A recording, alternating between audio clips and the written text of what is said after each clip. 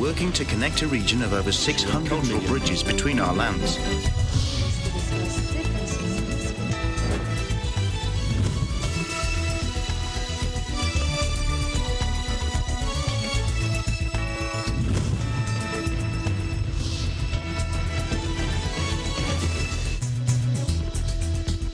Hello and welcome to ASEAN in Focus. We're coming to you live from Manila and Vietnam. Hello, Eliana. Thanks for joining me today here in ASEAN in Focus. Hi, I'm Eliana Sebastian, bringing you the news in the dynamic ASEAN region. On today's headlines, President Ferdinand Bongbong Marcos Jr. honored former President Fidel Ramos' service to the country, both as a soldier and a public servant. Chinese Foreign Minister Wang Yi vows to punish those who offend Beijing, state media reports, as the country seethes over U.S. House Speaker Nancy Pelosi's visit to Taiwan. Wang was speaking on the sidelines of a meeting of ASEAN foreign ministers in Cambodia. Southeast Asian foreign ministers urged restraint as China readied massive military drills off Taiwan, warning the situation risked spiraling into open conflicts. Ministers from the 10-member ASEAN meeting in Phnom Penh warned against provocative action. And Russia said it backs the Myanmar junta's efforts to stabilize the crisis-racked country and hold elections next year, according to its foreign minister in talks with top generals on Wednesday in Cambodia.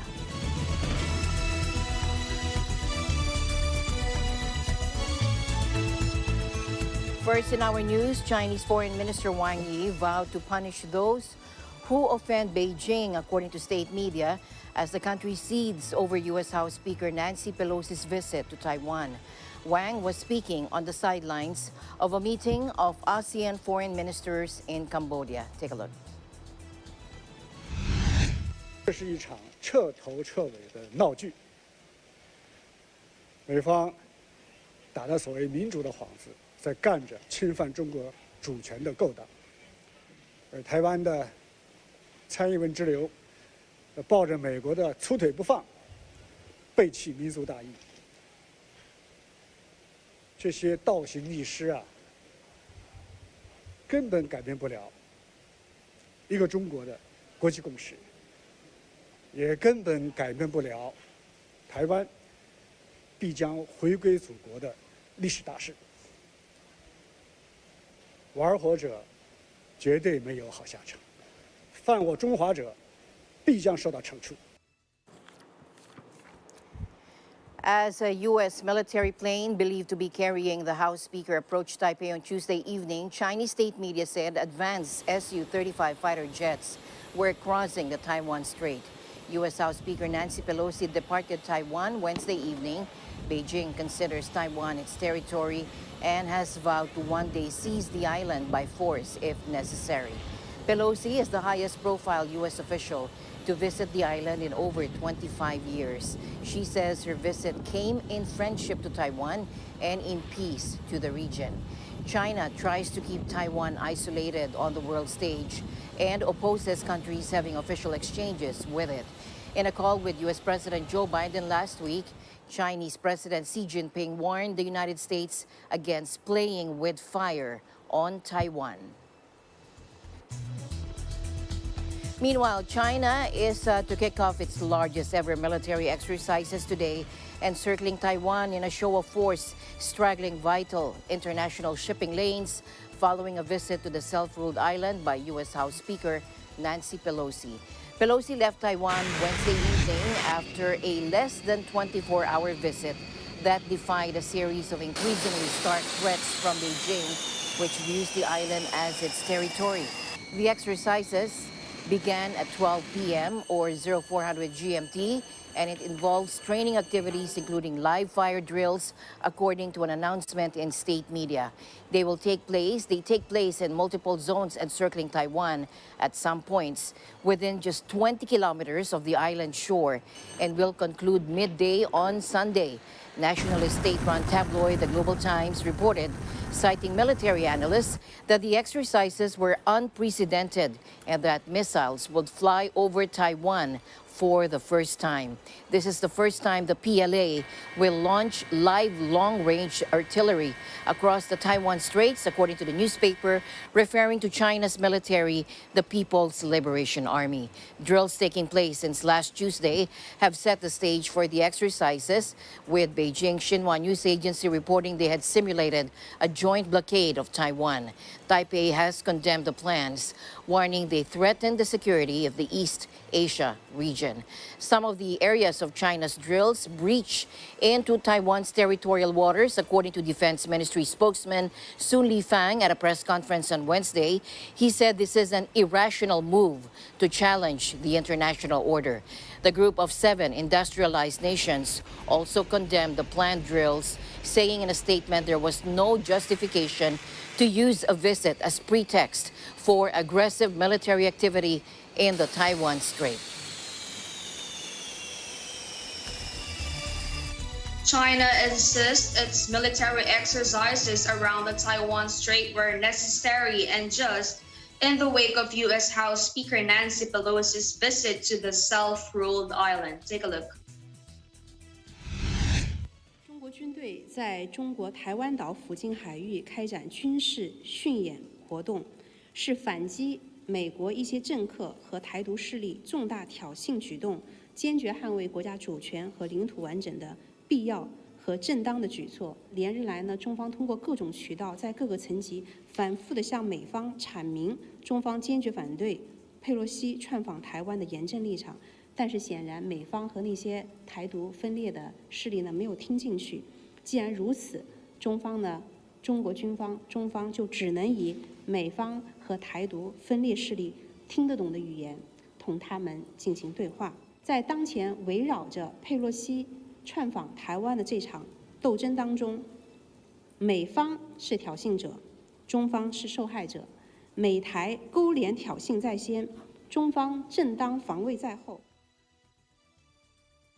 A top U.S. official on Wednesday called China's military drills in response to U.S. House Speaker Nancy Pelosi's visit to Taiwan irresponsible and warned of the danger of the situation spiraling out of control. We believe that what China is doing here is not responsible, said National Security Advisor Jake Sullivan in an interview with National Public Radio. Whenever military engages in a series of activities that include the possibility of missile tests, of live fire exercises, of fighter jets buzzing around the skies and ships moving around on the seas, the possibility of some kind of incident is real, Sullivan said. He urged Beijing to de-escalate tensions in the Taiwan Strait. China reacted with fury, announcing what it said were necessary and just military drills in the seas just off Taiwan's coast, some of the world's busiest waterways. After Pelosi's departure, Taiwan's defense ministry announced late Wednesday that 27 Chinese warplanes had entered the island's Air Defense Identification Zone, or ADIZ. Over the last 2 years, Beijing has ramped up military incursions into Taiwan's ADIZ, which is not the same as the island's territorial airspace, but includes a far greater area. But that is still a relatively rare occurrence. Southeast Asian foreign ministers urged restraint Thursday as China readied massive military drills off Taiwan, warning the situation risks spiraling into open conflicts. Ministers from the 10-member ASEAN meeting in Phnom Penh warned against provocative action.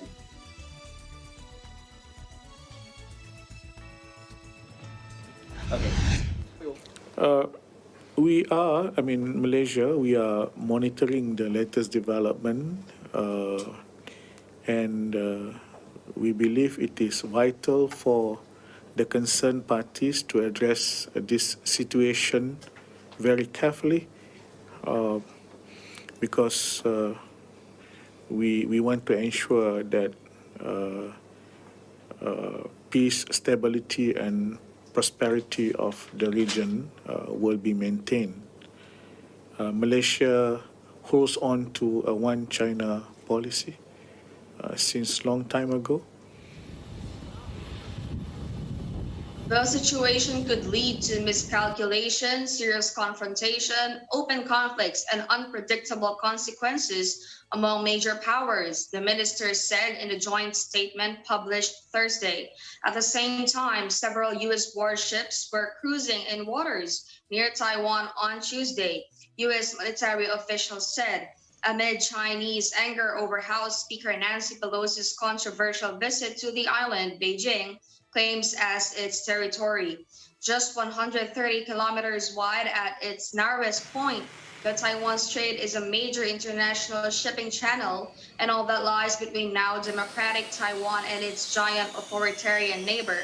But it now sits as a flashpoint between the United States, Taiwan, and a Chinese leadership keen to project strength.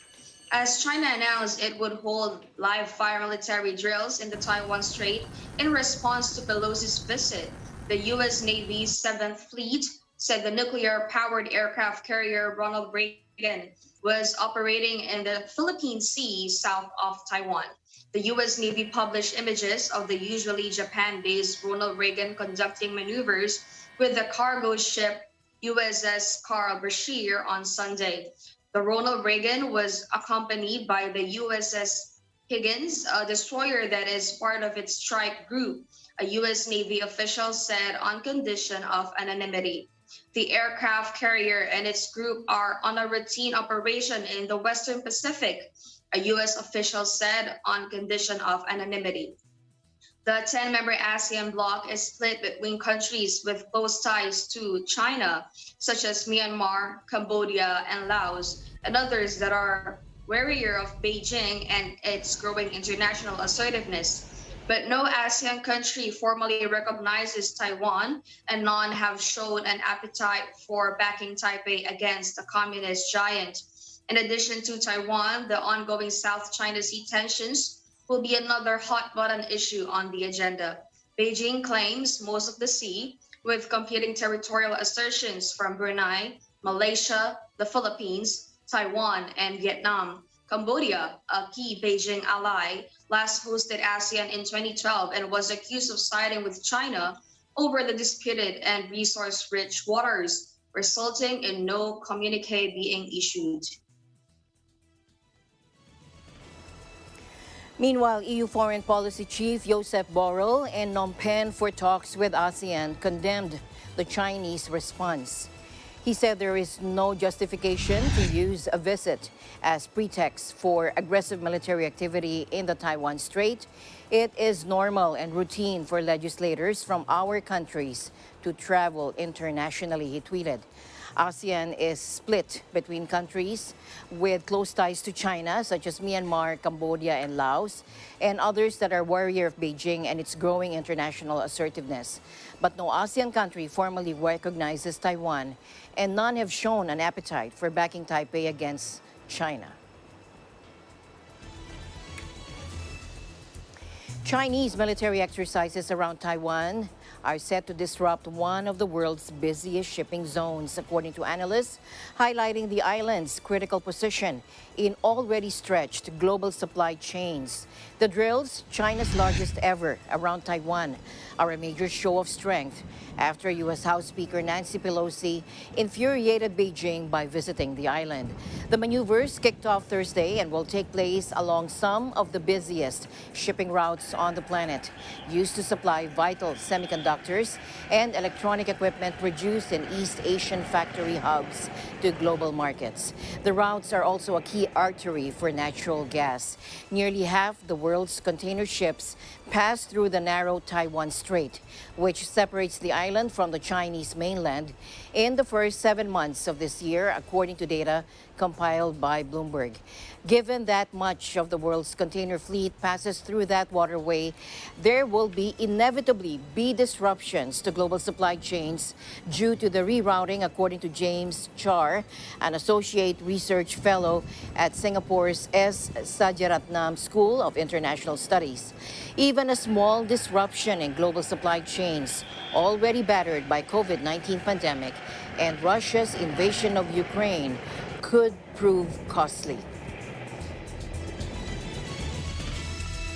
Asian markets on Thursday tracked a Wall Street rally fueled by healthy economic and earnings data, while there was some relief that Nancy Pelosi's Taiwan trip did not elicit a harsher response from China, despite grave warnings from Beijing. Oil managed to clock up some gains following another sell-off that came on the back of fresh signs of weakening demand in the United States, which came as major producers announced an increase in output, albeit a small one. New York's three main indexes surged after a report on the crucial U.S. services sector showed some surprise improvement, soothing worries about a possible recession in the world's top economy. Hong Kong led gains, adding more than 2%, while there were also advances in Shanghai, Tokyo, Sydney, Seoul, Jakarta, and Wellington. However, Taipei fell again on worries that the Chinese maneuvers would hit shipping lanes and flights into Taiwan. Singapore and Manila also dipped. Pelosi's trip managed to further strain already fraught China-U.S. relations, and market strategist Louis Navalier said it will be interesting if China retaliates against any U.S. companies or restricts trade in any manner. And the news continues here on ASEAN in Focus. We'll be right back. Stay tuned.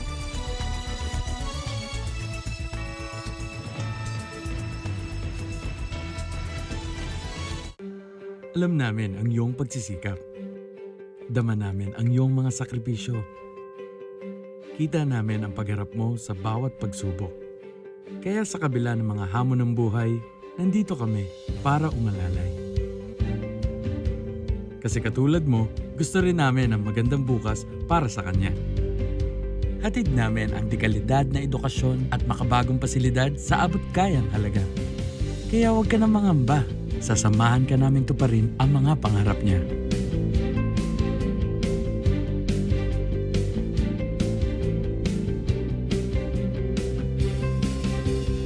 Maaasahan mong sulit dito ang mga pinagsikapan mo. Sa aming mga makabagong pasilidad at sistema ng edukasyon. Ay lalabas natin ang aking talino at mga kakayahan niya. Kahit sa munting halaga, makakasiguro ka na makakasabay siya sa mabilis na pag-ikot ng mundo. Sa New Era, karamay mo kami sa bawat hamon. Kaagapay mo kami sa bawat hakbang. Kasama mo kami sa bawat ngiti at tagumpay.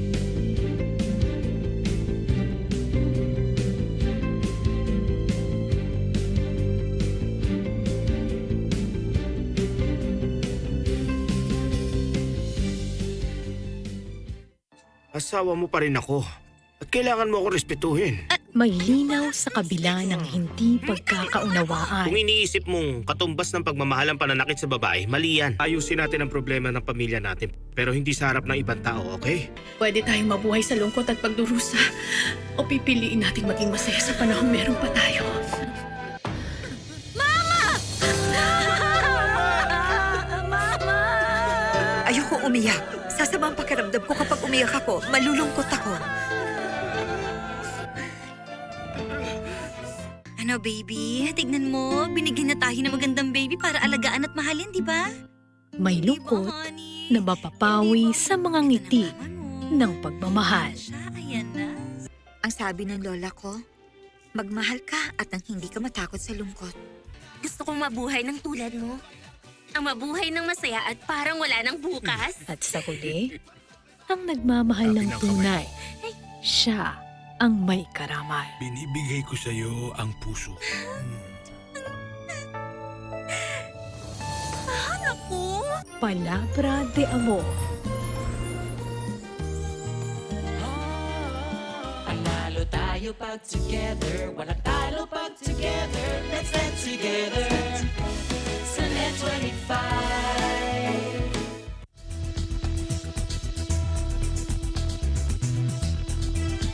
And the news continues here on ASEAN in Focus. We're still coming to you live from Manila in Vietnam. Now, President Ferdinand Bongbong Marcos Jr. honored former President Fidel Ramos service to the country both as a soldier and a public servant. The chief executive made this remark during his visit to Ramos's wake at the Heritage Park in Taguig City on Thursday morning. Let's listen in.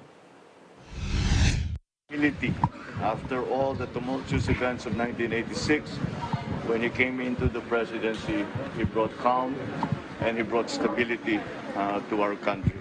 And for that, we will always be grateful to him and for all his service all throughout his life as a soldier and as a public servant. And for that, we clearly have suffered a loss for our country. But the memories of him will be good because of all the good work he did for the Philippines. Marcos also described the wake as a family event since Ramos is also his distant uncle. Ramos is the second cousin of Marcos's father, the late former President Ferdinand Marcos Sr.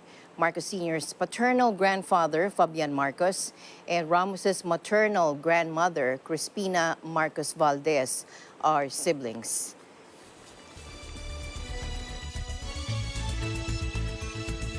Malacanang denied that President Ferdinand Bongbong Marcos Jr. has gone on a bill vetoing spree after the chief executive vetoed 5 measures in his first month in office. Senator Francis Escudero earlier dubbed Marcos' decision to veto 5 measures as a bill vetoing spree and urged him to appoint a high-caliber cabinet member as head of the Presidential Legislative Liaison Office. In a palace press briefing, Press Secretary Trixie Cruz Angeles said Marcos exercised his power to veto these 5 bills as part of the legislative process. Let's take a look. Hindi po nagkaroon ng veto spree ang ating Pangulo. 41 bills lapsed into law and only 5 were vetoed. So it's not a spree. Tinotono lang naman ng ating Pangulo dun sa mga sistema yung mga batas natin. On his first day in office on July 1, Marcos vetoed a bill that sought to establish a special economic zone in San Miguel Corp's Bulacan Airport City, noting its substantial fiscal risks. Marcos on July 22 also vetoed a measure that would have given the Office of the Government Corporate Counsel, or the OGCC, wider reach, citing the excessive remuneration to be given the OGCC lawyers. On July 27, he vetoed a bill expanding the franchise area of the Davao Light and Power Co. in Davao del Norte due to its susceptibility to infringe on the franchise coverage area of the North Davao Electric Cooperative.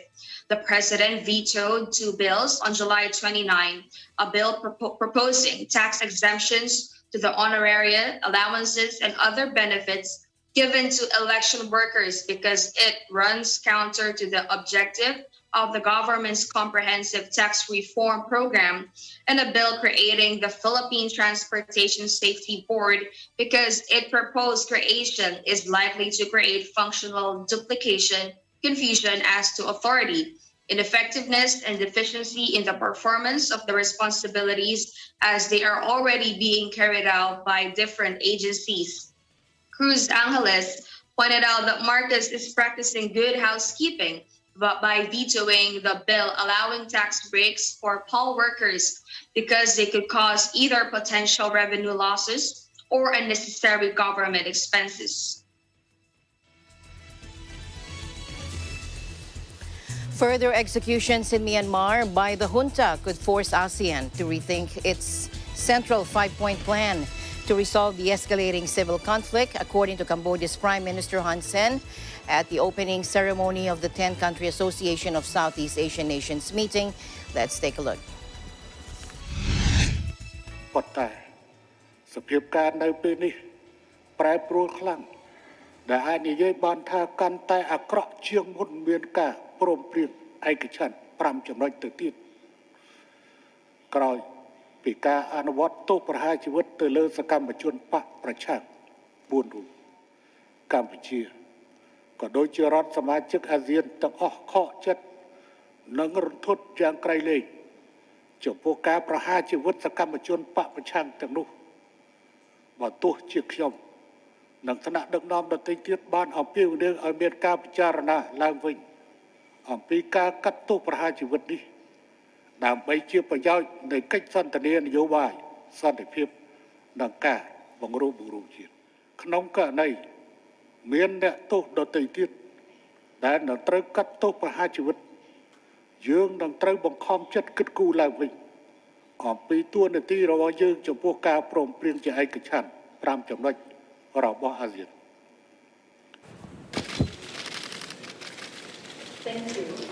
The 10-country Association of Southeast Asian Nations, or ASEAN, which has spearheaded so far fruitless diplomatic efforts to restore peace, last week condemned the junta's execution of 4 prisoners. Myanmar has been in chaos since a putsch in February last year, and the death toll from the military's brutal crackdown on dissent has passed 2,100 according to a local monitoring group.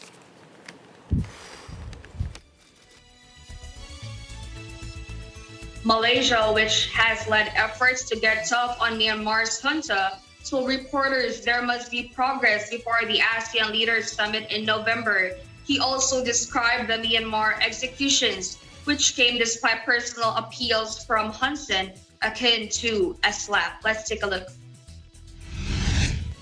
What happened recently, the execution of the 4 activists, is like a slap, or it's like the junta making a mockery of the 5-point consensus. There's no respect to the ASEAN leaders. There's no respect to the ASEAN chair. We say that between now and the ASEAN summit, there must be some progress, because if there is no progress, then the leaders will have to ask the hard questions by the time they meet in November this year. I wanted to ask if you'd be able to elaborate on what specific consensus on the definition of progress within the bloc. His comments were echoed by Indonesia's Retno Marsudi, who said there was no significant progress. She added certain countries were frustrated by broken promises by the junta, and Hun Sen told foreign ministers that ASEAN shouldn't be held hostage to Myanmar, but with no representatives from Myanmar present for the summit, highlighted by the country's prominently placed empty chair. Cambodia's ASEAN spokesman admitted Tuesday that progress over the conflict might be tricky. The February coup has left Myanmar in a disarray, with the death toll from a brutal military crackdown on dissent passing 2,100 according to a local monitoring group. Russia backs the Myanmar junta's efforts to stabilize the crisis-racked country and hold elections next year, according to its foreign minister in talks with top generals on Wednesday. On Monday, junta chief Min Aung-hlaing, who traveled to Moscow last month, said that polls could only take place when the conflict-racked country was stable and peaceful. Let's listen in. We are in solidarity with the efforts of your Prime Minister, your government, to normalize and stabilize the situation in Myanmar. We know that you are planning next year to have parliamentary elections, and we wish you all success in promoting your country and making your country stronger and more efficient and more prosperous.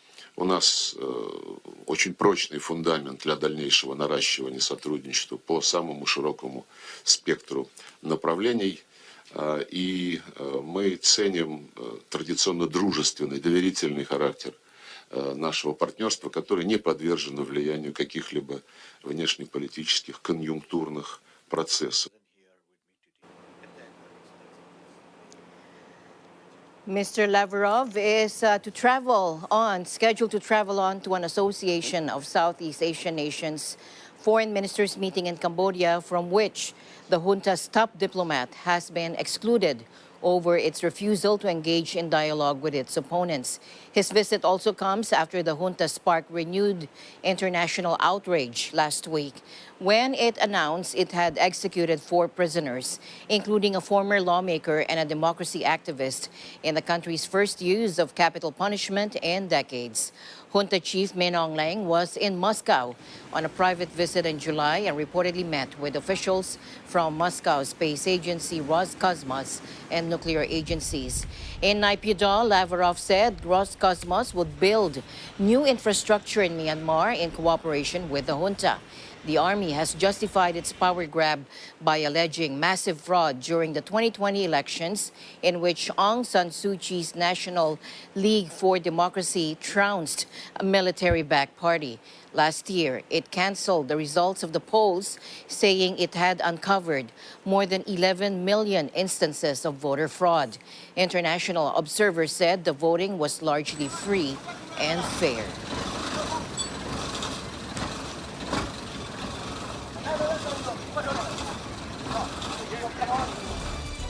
ASEAN in Focus will be right back. Stay tuned.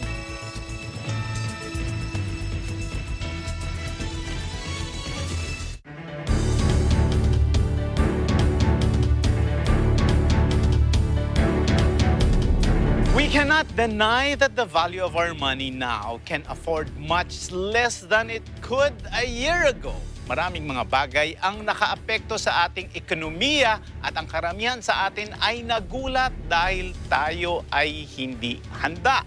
How do we stretch our budget and still save a few? Kapos na nga ang pera, mag-i-invest pa ba? Perhaps it's timely for us to discuss how we can mitigate the effects of the economic crunch and still be able to tide over the wave of financial uncertainties by learning how to grow our money. If you live simply, then what you need to save will be a smaller amount. But if you live grand, and of course, mas malaki rin yung kailangan mong ipunin. It's not what you make, it's what you save. Open for business with Cesar Vallejos, Sunday, 9 p.m. Pilipinas at saan mang panig ng mundo, ihanda na ang shopping list nyo dahil narito na ang online shopping show kung saan ang hanap nyo, meron dito. Narito na ang Shopping All the Way with Jojo A. Eat na hit? We have it!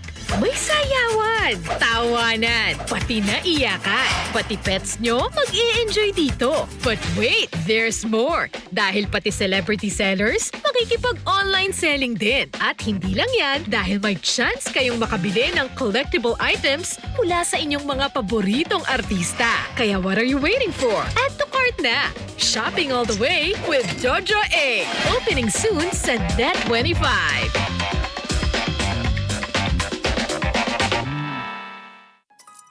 Sa bawat kabutihan, may pagsubok na di naiiwasan.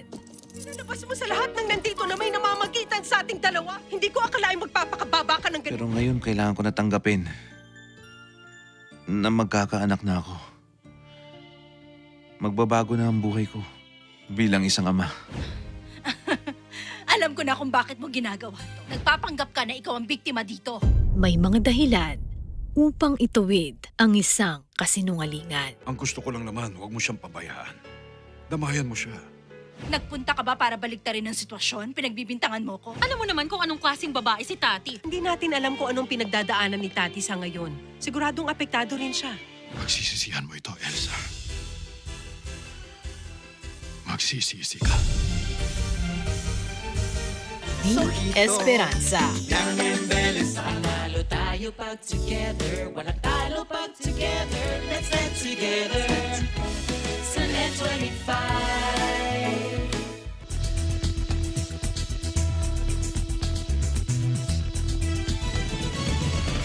Welcome back to ASEAN in Focus. We're still coming to you live from Manila and Vietnam with Eliana Sebastian. A sperm whale has died after becoming stranded on the eastern shore of Indonesia's Java Island. Take a look. This male animal, measuring up to 70 meters or 56 feet in length, was initially found alive, stranded near a dock. But it died a day later before local people managed to rescue it. According to National Geographic, sperm whales are easily recognized by their massive heads and prominent rounded foreheads. It also said that sperm whales are often spotted in groups called pods of some 15 to 20 animals. Pods include females and their young, while males may roam solo or move from group to group. Females and calves remain in tropical or subtropical waters all year long and apparently practice communal childcare. Males migrate to higher latitudes alone or in groups and head back towards the equator to breed.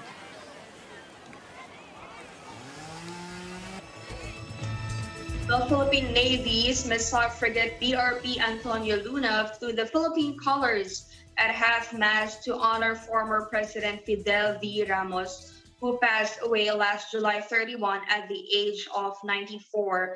In Proclamation number 33 issued on August 1, President Ferdinand Bongbong Marcos Jr. has declared July 31 to August 9 as national days of mourning in honor of the former president. The BRP Antonio Luna is in Hawaii for the biennial Rim of the Pacific exercise, which runs from June 29 to August 4. Also on August 1, Naval Task Group 80.5, the contingent aboard BRP Antonio Luna, also conducted the pledge of reaffirmation of commitment and support to the international humanitarian law. NTG 80.5 Commander and BRP Antonio Luna Commanding Officer Captain Charles Merrick Villanueva led the Philippine contingent in the flag-raising ceremony, followed by the recitation of the Armed Forces of the Philippines Soldiers' Pledge.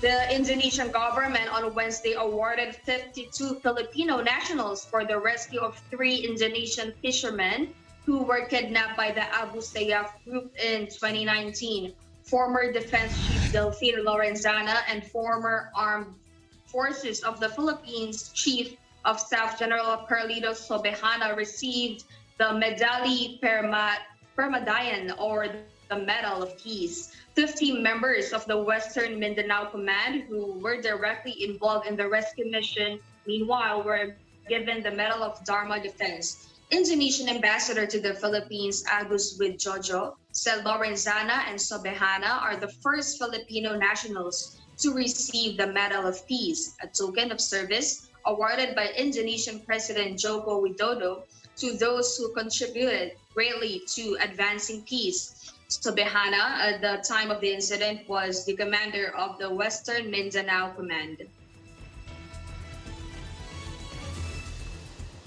Finishing early today. Thank you very much, Eliana, for keeping me company here on ASEAN in Focus. We'll see you back next week. Thank you so tomorrow. much, Alma. Yeah, thank you so much. And thank you to everyone for joining us today here in ASEAN in Focus. Once again, I'm Eliana Sebastian from EBC Vietnam Bureau, and we live in extraordinary times. Thank you very much. This is Alma Angeles. We'll see you back tomorrow, same time, same place here on ASEAN in Focus. Stay in the news because we live in extraordinary times.